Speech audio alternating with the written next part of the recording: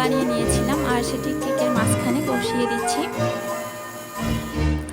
যেহেতু বাবুর হচ্ছে 2 বছর, তাই আমার ফ্রেন্ড বলেছিল 2 দিয়ে দিতে কেকের উপরে, তো আমিও